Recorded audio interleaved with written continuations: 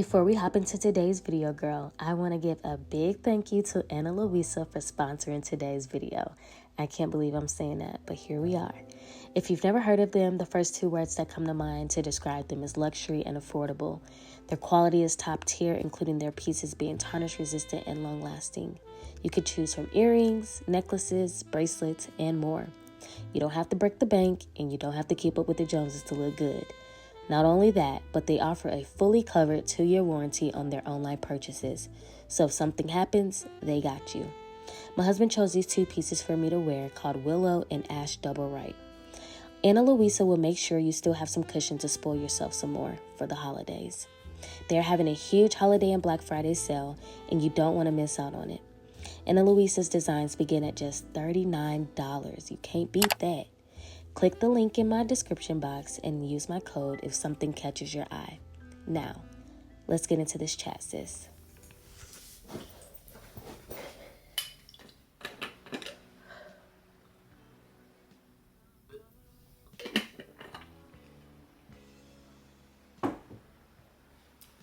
What's up, guys? Welcome back to my channel. If you're new, I am Sharde, and if you're not new, hey girl, nice to have you. And yeah, this video is pretty different. I'm sitting somewhere new. I am not vlogging, which expect a vlog after this video, but there's been a lot happening.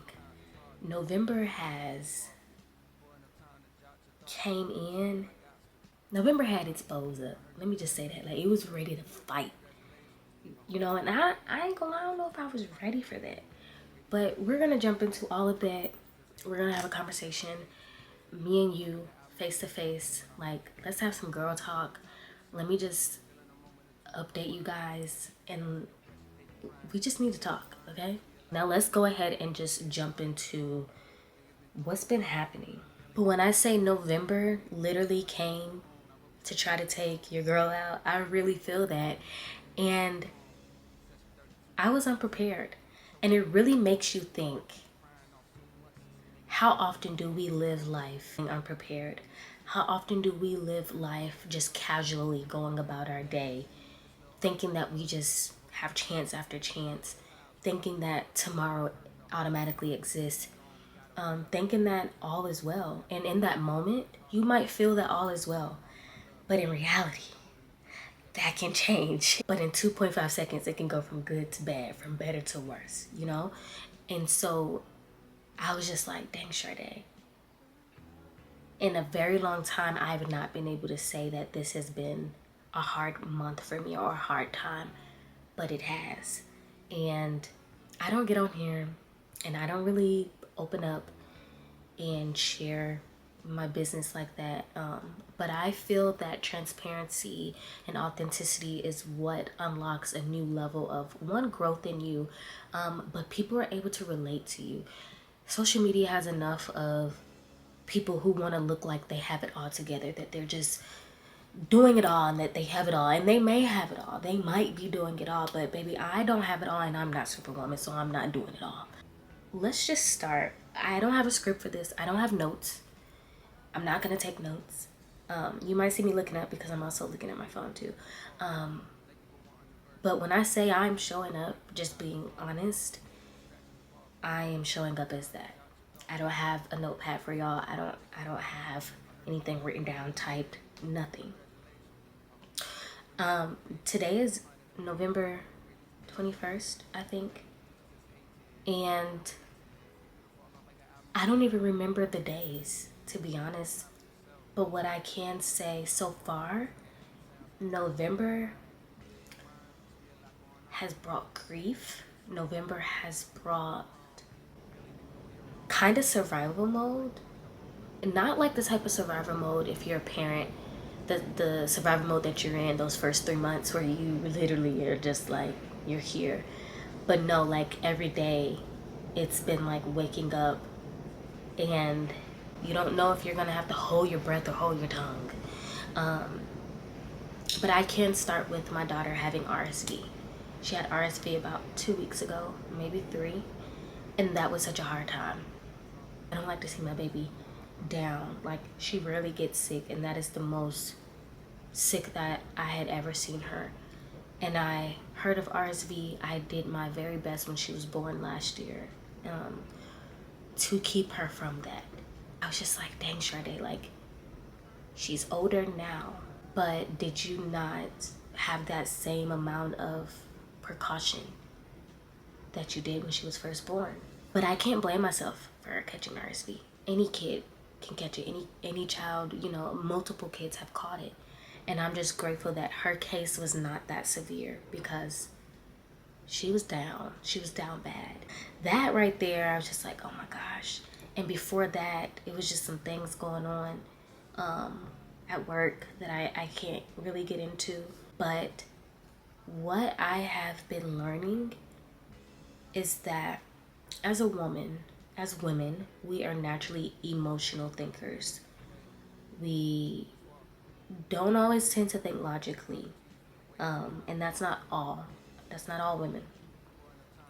But we don't tend to think logically, and that's just been something that I've been battling with. And I think that I've always battled that. I've always leaned towards my emotional side of reasoning because that's all I've known. Like, I didn't know too much of logic until my husband came into my life, and well, not even came into my life, until we got married, and some years later after we had been through some things. And he was like, you don't think logical all the time, like, and I had to take that into consideration.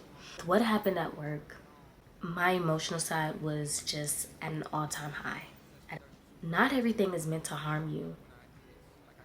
Not everything is meant to break you. Not everything is about you. Most times it's for your good. Actually, what the scriptures say, all things work together for the good of those who love the Lord. And granted, in this situation, I am talking about, like emotional thinking and et cetera, et cetera. But when things happen to you in your life, and we can tend to take that personal. But literally, it can be meant for your good. It just depends on how you want to take it and what you want to do with it, how you want to run with it. So you can either take it personal, or you can see, okay, in this case, Sharde, where did you go wrong and how can you be better? What can you do if this situation was to happen again? In life, there is a growth opportunity in almost everything that we experience. Gratefully, I'm a person who has learned to take accountability, and I'm not saying I always get it right, because when you're offended, it's hard to take accountability.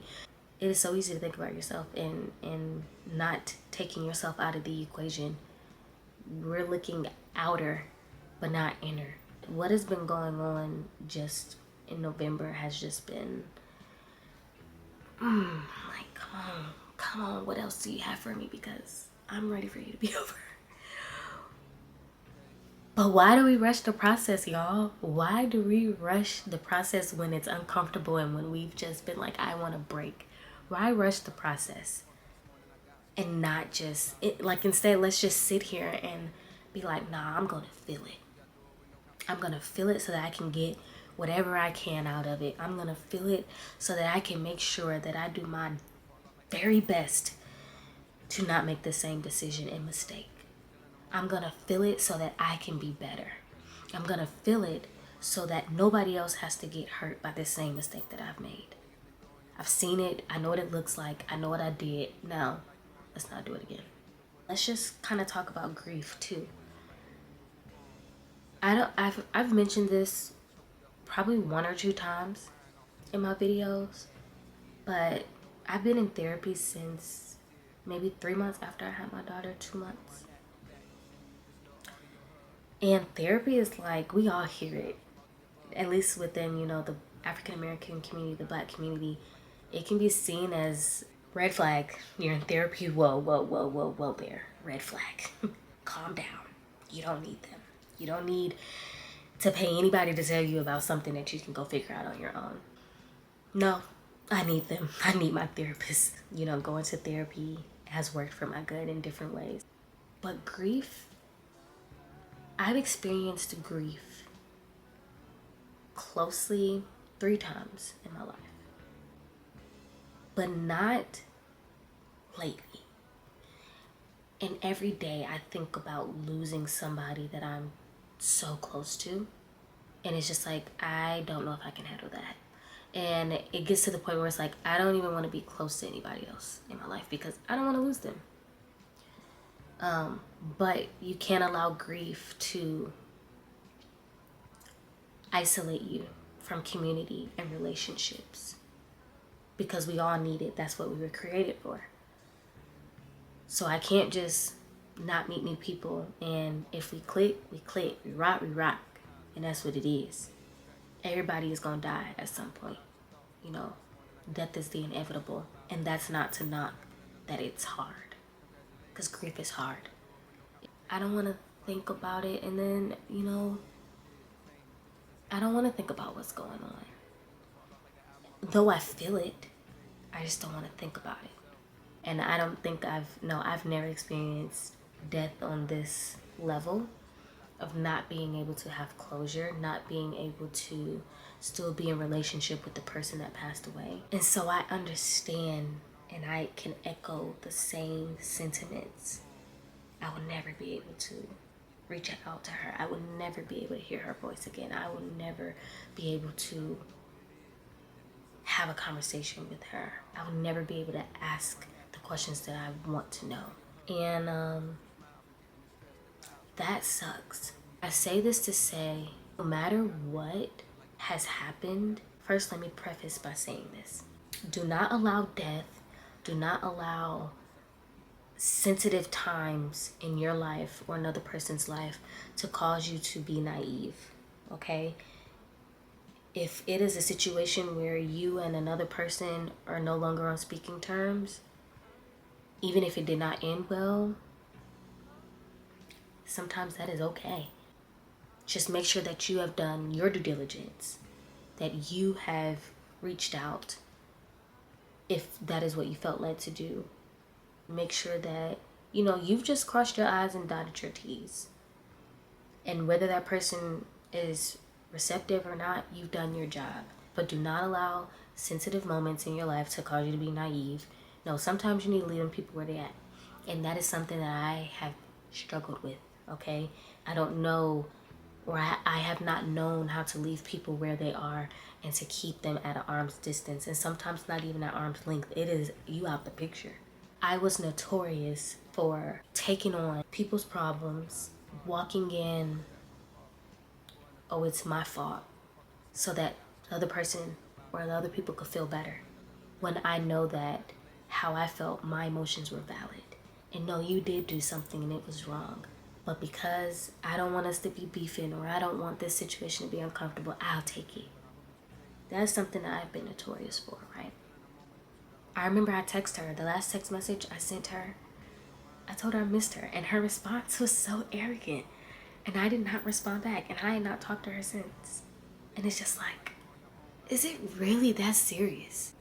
To be taking things personal all the time, being emotional, and not just letting things go. And letting things go does not mean that you don't address them. However, letting things go is just knowing that some things are worth the fight and some things are not. But how do we move forward? I felt that I needed to move forward from broken relationships and even from this place of grief by being able to have a conversation. But what my therapist told me with the person that passed in my life is that you won't always have a conversation before someone dies. In another case that I've been experiencing grief, because grief doesn't always happen because someone has passed away. Grief happens when you have to part ways from a job or relationships, or when you're breaking old habits. Like, grief comes and it looks different. And how people grieve also looks different too. But I've been experiencing grief, not just death, but like physical death of a person, but the death of relationships. And it was hard for me to interpret the fact that that was a season that no longer serves me. That's a season that has no room in my life anymore. Like, those people, that person, they're gone. Like, it's okay. They served their time and it's okay. Sometimes you have to realize that who people show you they are, sometimes you have to believe it. And that is who they will be until they get to a place of looking at themselves in the mirror. Yeah, this was probably all over the place, but I hope that you got something from it. Grief looks different for everybody. Don't be naive to allow yourself to go back to a thing or to a person because of a sensitive situation that's ongoing. Let your yes be your yes and your no be no. Know your worth. Always look at yourself in the mirror. Always see how you can grow and how you can be better. Don't ignore the feelings when they are there. Deal with them. Do not stay there too long, but deal with them. Keep accountability around you. Keep a community near you. Always talk. Do not stop talking. Know that people are who people will be. We are fickle. So, life be life, y'all. But God is good, right? Keep your head up when life gets tough, when you feel like you can't breathe. Keep going. Because I promise you, on the other side of that is victory waiting for you. It's already cheering you on. You just got to keep going. Don't do it for nobody else. Do it for you. The people around you will be greatly impacted because you chose to keep going. So, breathe. Take it all in. Don't ignore it. Keep going. But again, thank you to Ana Luisa for sponsoring today's video. Make sure that you click the link down below so that you can get 30% off of your next jewelry pieces. And I hope that you love them so much because they are truly sustainable, they are affordable, and they are quality, okay? You don't want to miss out on quality. I'll see y'all next video. Ow. I'll see y'all next video.